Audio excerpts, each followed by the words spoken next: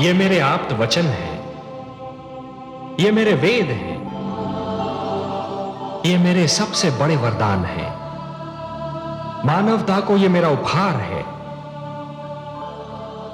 ये मेरे आप्त वचन तुम्हें और तुम्हारे उपरांत आने वाली हर पीढ़ी को जीवन के नियमों का ज्ञान देंगे। ये वेद मानव को धरती और आकाश, मानव और देवता तथा आत्मा और परमात्मा के आपसी संबंध का ज्ञान देंगे। इनमें वो सारे मंत्र निहित हैं जो जन्म से मृत्यु तक मानव की हर समस्या का समाधान बनेंगे। हे मनु, मेरे आप्त वचन मानव को प्रकृति से शक्ति प्राप्त करने की प्रेरणा देंगे, जीवन से प्रेम करने की शिक्षा देंगे। ये तुम्हारे मार्ग के दीपक हैं। और हे सप्तऋषिगण, आप इन मंत्रों के सर्वप्रथम दृष्टा हैं। धन्य हो प्रभु, आप वास्तव में कृपा निधान हैं।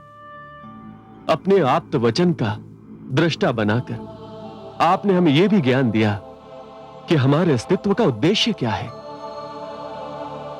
हमारा लक्ष्य क्या है। हे मनु और शतरूपा, तुम्हें इनकी रक्षा करनी होगी। इस धरोहर को मानव जाति तक पहुंचाना होगा। हे नीलकांत, मैं वचन देता हूं कि मानवता की इस धरोहर की मैं अपने प्राणों से भी अधिक रक्षा करूंगा। हे लक्ष्मीपति, मैं आपके आप्त वचन को अपने तन मन में यूं सुरक्षित कर लूंगी कि इनकी शिक्षा मेरा दूध बनकर मेरी संतान के रक्त में घुल जाएगा। तो फिर संभालो अपनी धरोहर को। मेरे क्षीर सागर लौटने का समय आ गया है।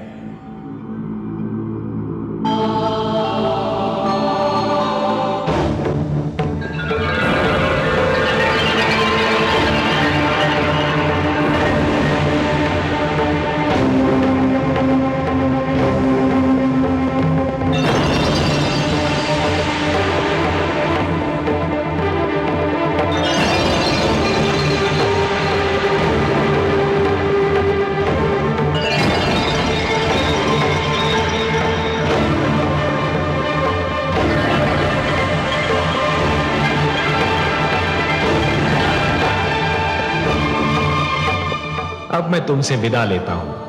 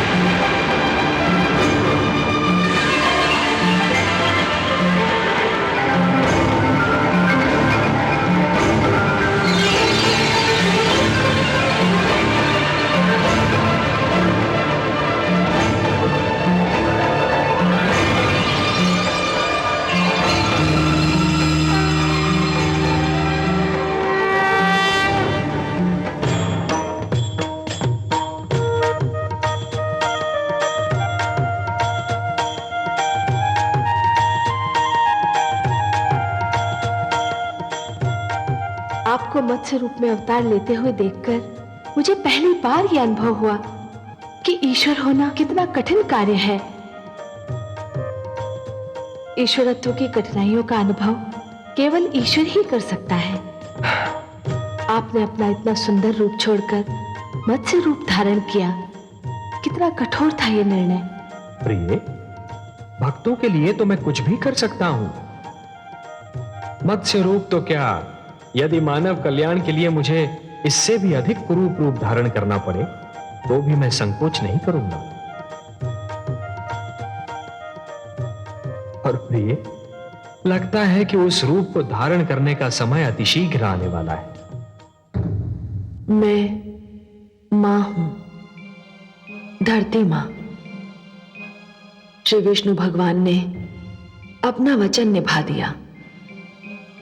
उन्होंने मेरे आंगन में आकर मुझे पावन कर दिया, परंतु मैं अभी तक घटनाओं के झंझार से संभल नहीं पाई हूं।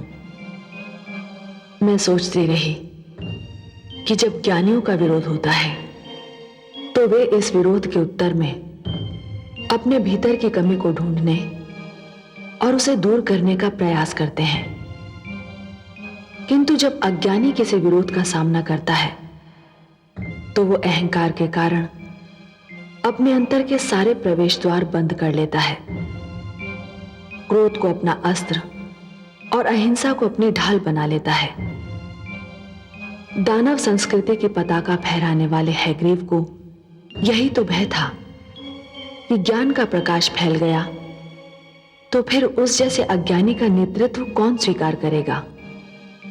मैंने उसके मृत शरीर को ध्यान से देखा तो मुझे लगा कि यह किसी दानव का नहीं, यह तो एक प्रवृत्ति का मृत शरीर है जो हर युग में ज्ञान का मार्ग रोकने का प्रयत्न करेगा और हर युग में उसका यही परिणाम होगा। परंतु हैग्रीव जो भी था, जैसा भी था, एक माता का पुत्र था और माता तो मैं भी हूं। इसलिए मैं उसकी माता दनु के दुख से दूर कैसे रह सकती हूं।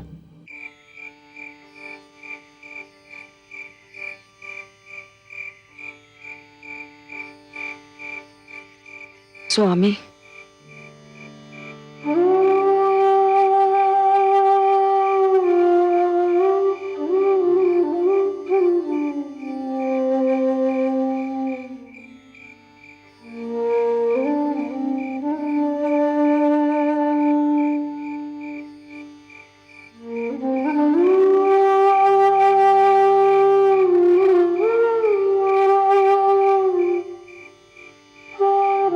यदि आप मुझे कोई समाचार सुनाने आई हैं देवी, तो उसकी कोई आवश्यकता नहीं। समाचार मुझ तक पहले ही पहुंच चुका है। मैं कुछ और कहने आई हूं स्वामी। कहिए। पुत्र हैग्रीव का शव चिता पर रखा है, केवल आपकी प्रतीक्षा है। आप नहीं चलेंगे? नहीं देवी। क्या मरने वाला आपका पुत्र नहीं था? पुत्र अवश्य था, परंतु मेरे लिए वो उसी दिन मर गया था जिस दिन उसने मेरा बताया मार्ग छोड़कर हिंसा के मार्ग पर पहला पग रखा था। चिता पर जो शव रखा है वो तो एक शरीर है, एक ऐसे अपराधी का जिसे दंड मिलना ही चाहिए। उसे तो इससे भी कड़ा दंड मिलना चाहिए था। परंतु स्वामी, इस पूरी घटना में परंतु का कोई स्थान नहीं है देवी। उसने महान वेदों की चोरी की थी। उसने उजाले को अपने अज्ञान और अहंकार के अंधेरे से ढांपना चाहा था, और वही अंधकार उसे स्वयं निकल गया। नहीं देवी, मैं वहां नहीं जाऊंगा।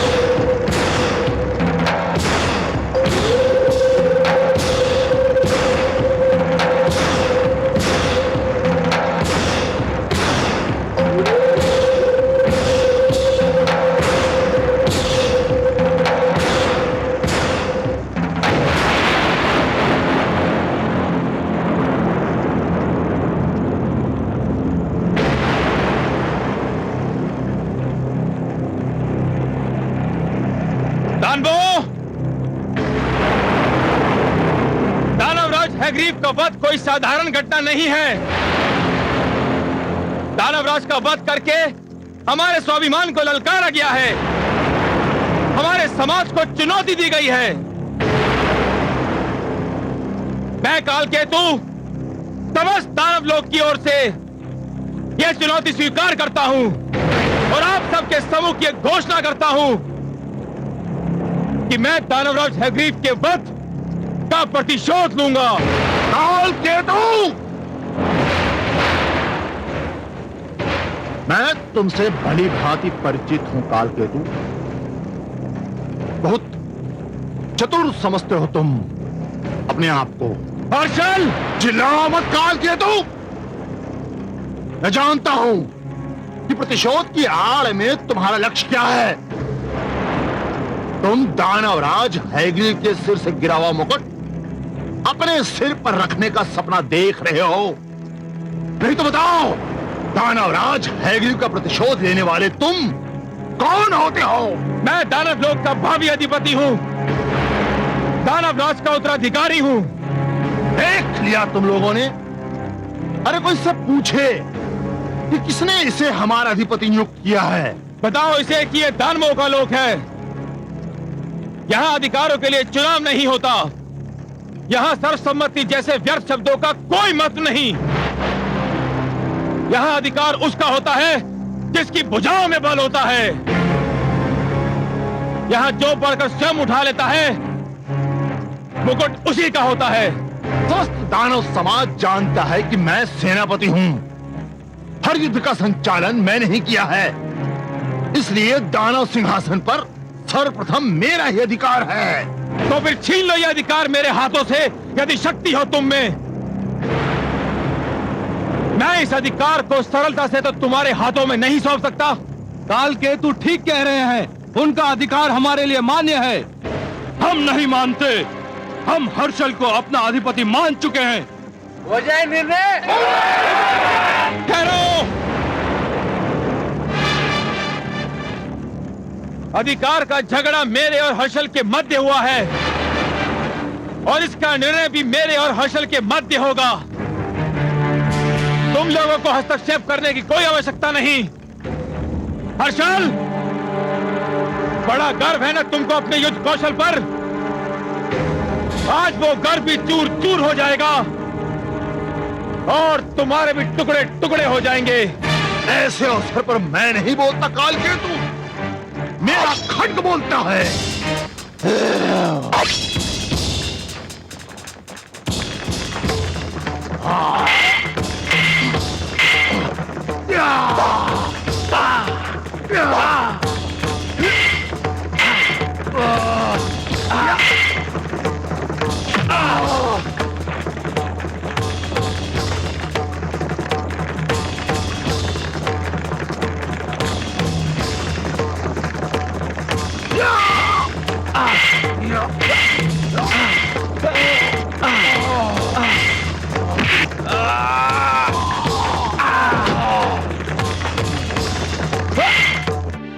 पर मैं तो चाहूंगी अपने पुत्र के अंतिम दर्शन को।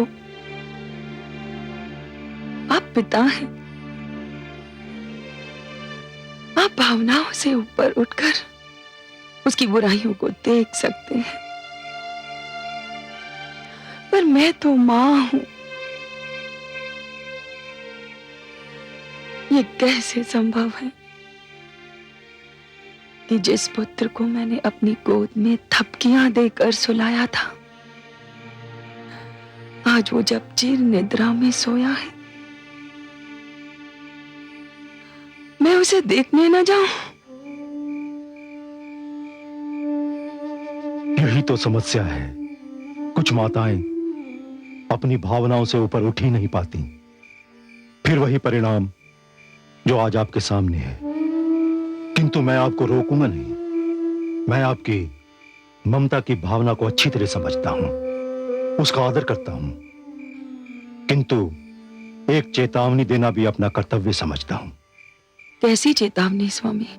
आपके पुत्र हैग्रीव ने जिस दानव संस्कृति का बीज बोया था, वो संस्कृति आज एक विशाल और भयंकर रूप से विराट वृक्ष बन चुकी है। आप वहां जाकर उस दानव संस्कृति का नग्न नृत्य देखेंगी तो आपका दुख और भी बढ़ जाएगा। कुछ भी हो स्वामी, मुझे जाना तो होगा, नहीं तो एक मां का हृदय मुझे कभी क्षमा नहीं करेगा।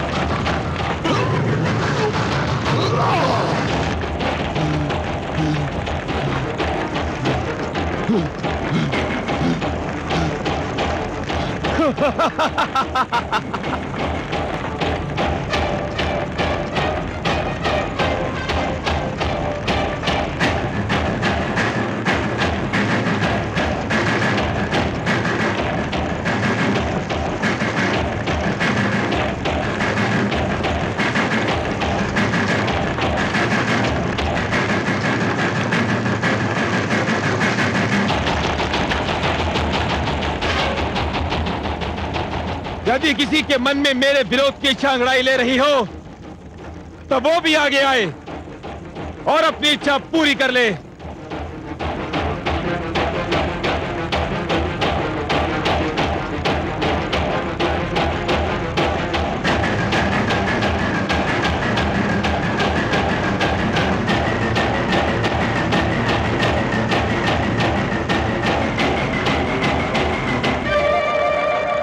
सत्य कहा था मेरे स्वामी ने कि यहां आकर मेरा दुख बढ़ जाएगा।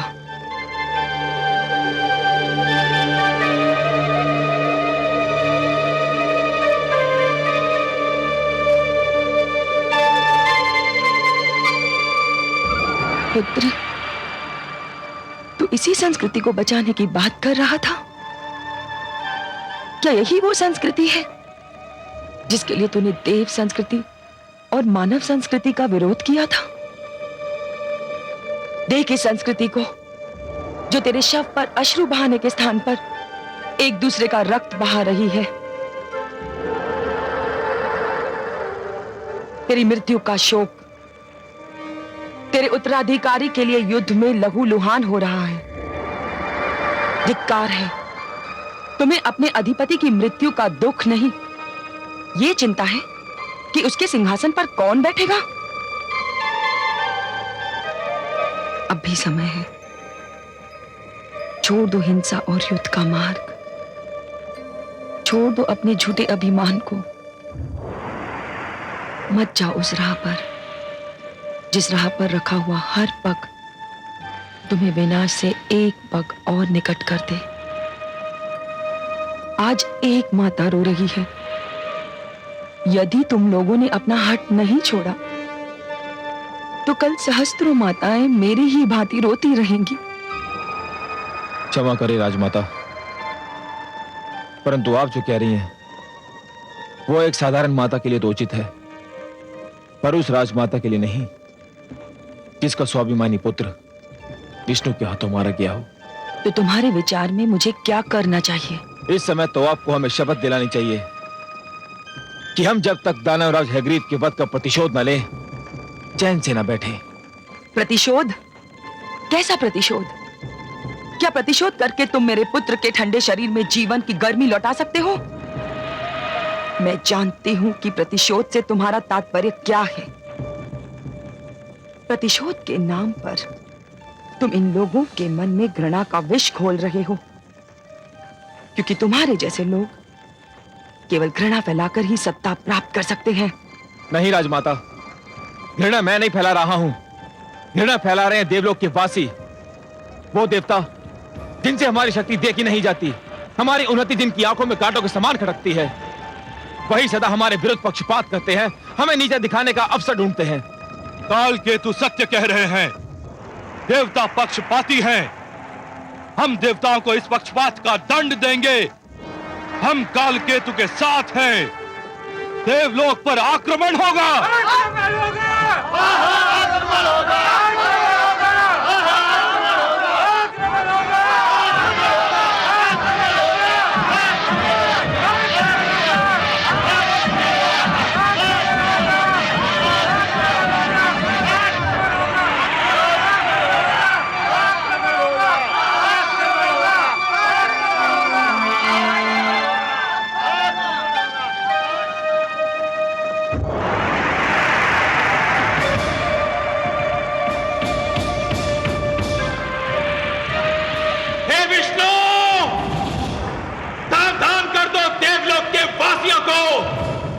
और सावधान हो जाओ तुम भी, मैं देवलोक पर आक्रमण कर रहा हूं।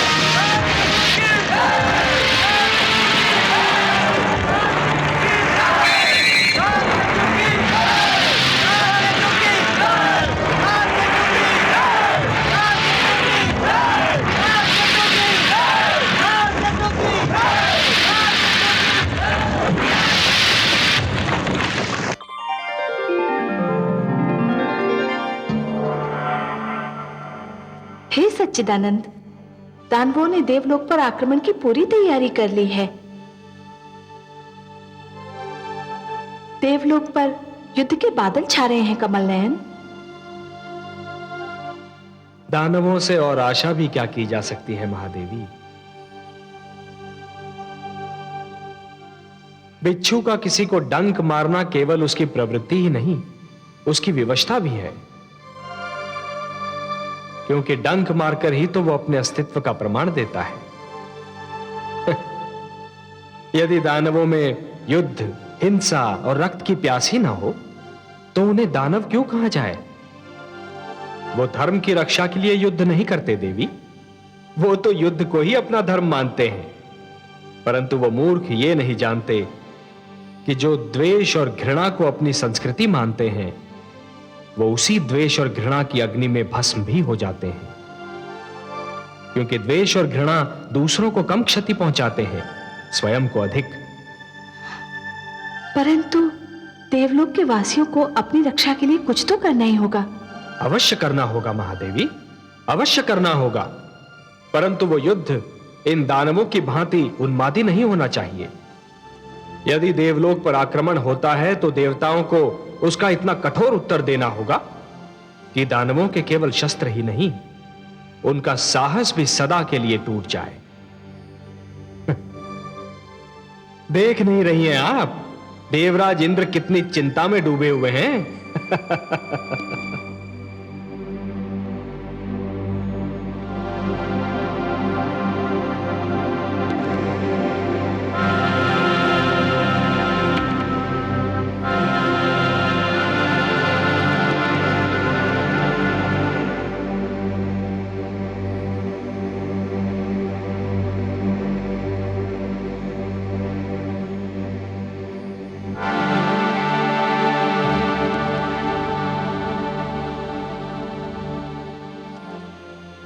देवलोक के स्वामी किस चिंता में खोए हुए हैं कि उन्हें मेरे आने का ज्ञान तक नहीं? आप तो वास्तव में बहुत चिंतित दिखाई दे रहे हैं नाथ। माना कि दानव अपनी शक्ति बढ़ा रहे हैं, पर अभी उनकी शक्ति इतनी अधिक नहीं बढ़ी कि आपको चिंता में डाल दें। वो पहले भी आपसे टकरा चुके हैं और उसका परिणाम भी देख चुके हैं। क्या आप उनके संभावित आक्रमण से चिंतित हैं? नहीं देवी, चिंता मुझे उसकी नहीं जो दिखाई दे रहा है और होने वाला है। चिंता मुझे उसकी है जो दिखाई नहीं दे रहा है पर होने वाला अवश्य है। बस ये ज्ञात नहीं कि क्या होने वाला है और कब होने वाला है। स्वामी, मैं समझी नहीं, आप किस घटना की बात कर रहे हैं? दानव युद्ध की तैयारी कर रहे हैं, मुझे दिखाई दे रहा है। उनका आक्रमण होने वाला है, मैं जानता हूं। पर एक और संकट है देवी, जो दिखाई नहीं दे रहा है पर न जाने कब क्या रूप धारण कर ले। आपका संकेत किस संकट की ओर है नाथ? एक ऐसा संकट जिसको कुछ परिस्थितियों ने जन्म दिया था, कुछ ऐसी परिस्थितियां जो हमने जानबूझकर नहीं उत्पन्न की थी। मैं अब भी नहीं समझी देव।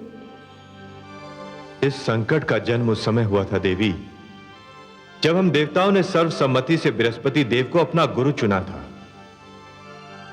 उस समय हमें इस सत्य का हल्का सा भी ज्ञान नहीं था कि गुरु शुक्राचार्य जैसे महान ज्ञानी और महातपस्वी भी अपने मन में देवताओं के गुरु चुने जाने की इच्छा पाल रहे हैं, बृहस्पति को चुनने की धुन में और उनके नाम पर सर्वसम्मति हो जाने की प्रसन्नता में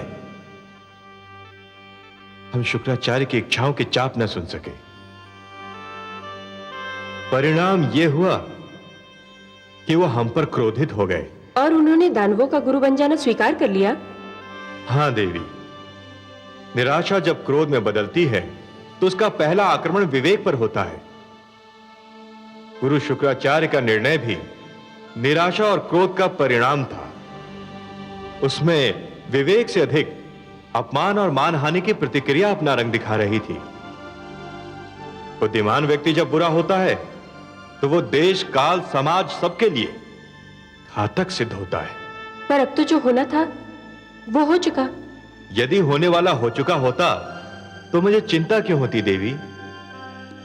चिंता तो यही है कि क्या होगा और कब होगा। दानव अपनी शारीरिक और भौतिक शक्ति के बल पर लड़ते हैं, उन्हें परास्त करना कठिन नहीं, पर शुक्राचार्य का शस्त्र उनका मस्तिष्क है। वो विद्वान है और विद्वान का अहंकार चोट खाता है तो घायल नाग की भांति घातक होता है, जो न जाने कब किधर से आक्रमण करके। शुक्राचार्य का अहंकार मेरे लिए ऐसा प्रश्न चिन्ह है जो चिंता को जन्म देता है, उत्तर नहीं बताता।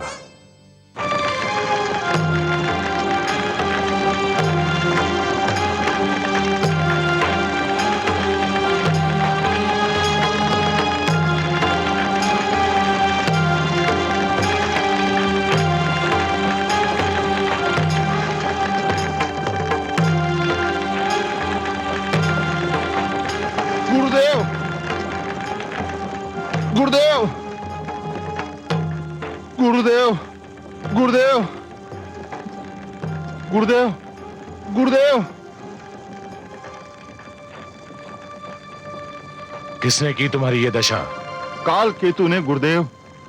दानवराज हैग्रीव के वध का समाचार सुनते ही उसने राज सिंहासन हथियाने के लिए षड्यंत्र किया था और अपने को साथी भी बना लिए थे।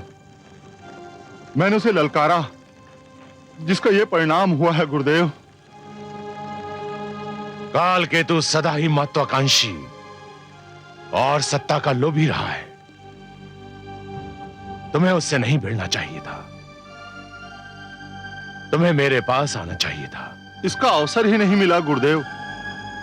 यह सब कुछ एक सोची समझी योजना के कारण अवश्य हुआ था, पर हुआ था इतना अचानक कि किसी के पास कुछ भी सोचने समझने के लिए समय ही नहीं था।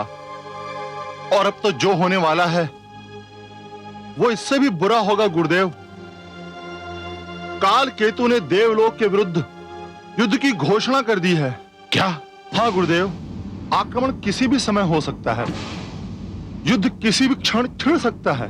नहीं, यह बहुत बड़ी भूल होगी। देवताओं से युद्ध आवश्यक है, उन पर आक्रमण होना ही चाहिए।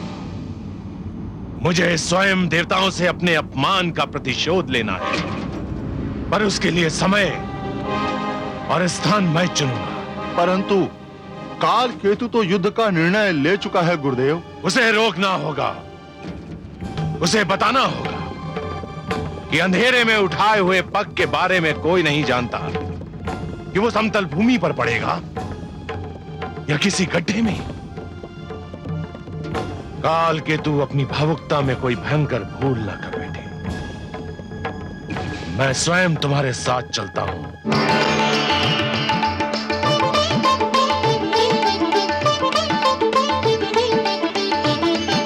देवराज, देवराज, देवराज, देवराज। क्या बात है चित्ररथ? दानवों की सेनाएं देवलोक पर आक्रमण करने के लिए चल पड़ी हैं। दानव काल केतु अपनी सेना का संचालन कर रहा है। उसने देवलोक को तहस नहस करने की शपथ ली है।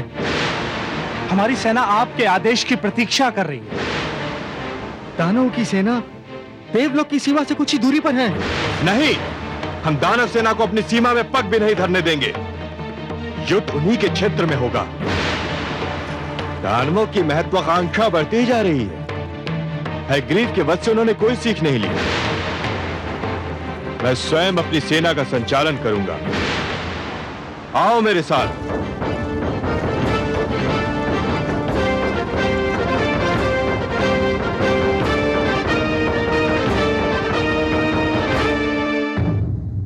मैं मां हूं, धरती मां। दानवराज हैग्रीव का वध भी दानवों को सद्बुद्धि न दे सका। होना तो यह चाहिए था कि दानव समझ लेते कि जिस अज्ञान के कारण हैग्रीव को अपने प्राणों से हाथ धोना पड़ा, वो अज्ञान उन्हें भी उसी अंत तक पहुंचा सकता है। परंतु विनाश काले विपरीत बुद्धि, उन्होंने देवताओं के विरुद्ध युद्ध की घोषणा कर दी।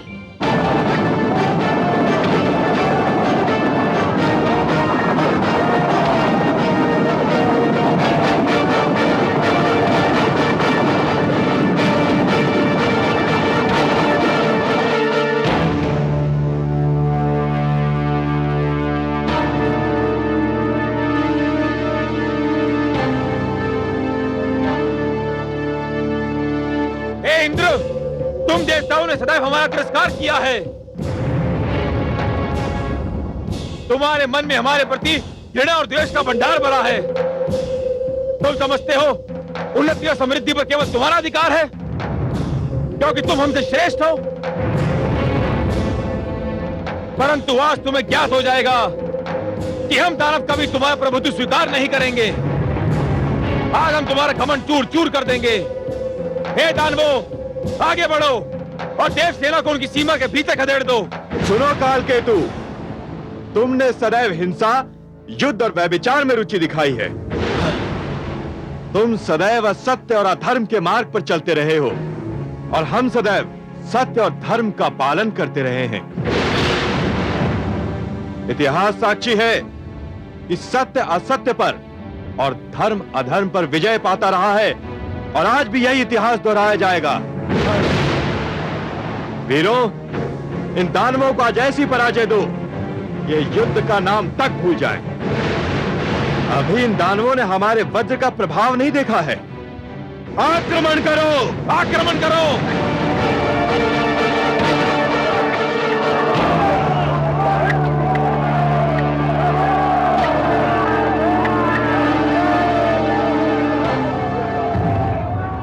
परिणाम ये हुआ कि घमासान रण हुआ। दोनों सेनाएं एक दूसरे पर टूट पड़ी। दानवों ने अपनी सारी शक्ति युद्ध भूमि में झोंक दी। रणभूमि रक्त सागर में बदल गई। देवताओं ने भी पूरी शक्ति से दानवों के आक्रमण का उत्तर दिया। दानवों को भारी क्षति हुई। उनके सेनानी भारी संख्या में मारे गए। सारी रणभूमि उनके मृत शरीरों से पट गई और अंत में दानव सेना के पांव उखड़ गए। स्वयं कालकेतु घायल होकर रणभूमि से ले जाया गया। दानवों की पराजय का एक कारण यह भी था कि वे अपने गुरु शुक्राचार्य की ये बात भूल गए थे कि उनकी अनुमति के बिना युद्ध ना किया जाए। परंतु मेरी चिंता यह थी कि दानवों की इस पराजय की देवताओं पर क्या प्रतिक्रिया होती है। देवराज इंद्र की जय, देवराज इंद्र की जय, देवराज इंद्र की जय, देवराज इंद्र की जय, देवराज इंद्र की जय, देवराज इंद्र की जय, देवराज इंद्र की जय, देवराज इंद्र की जय, देवराज इंद्र की जय, देवराज इंद्र की जय। विजयश्री की बधाई हो देवराज।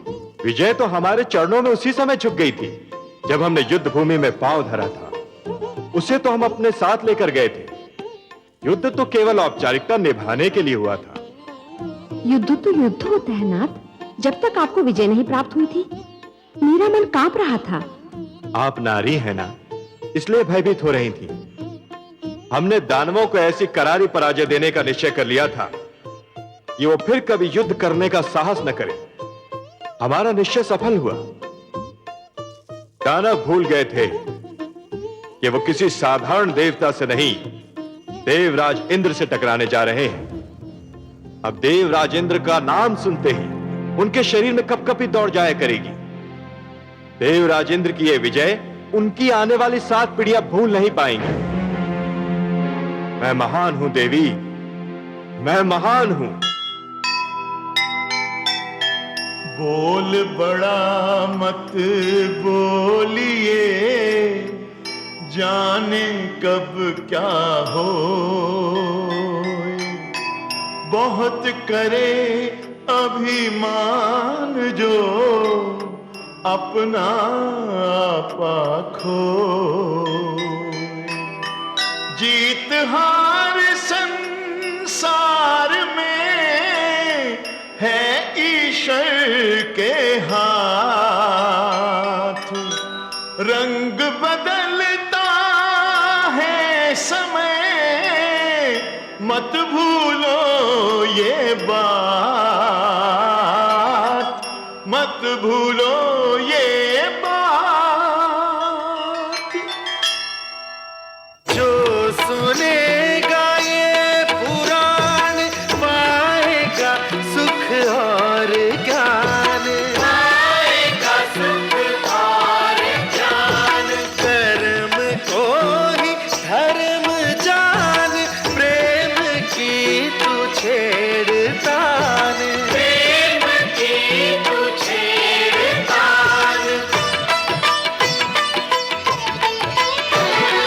बीते युग बता रहे हैं, बीते युग बता रहे हैं, सत्य पथ पे चल सुझा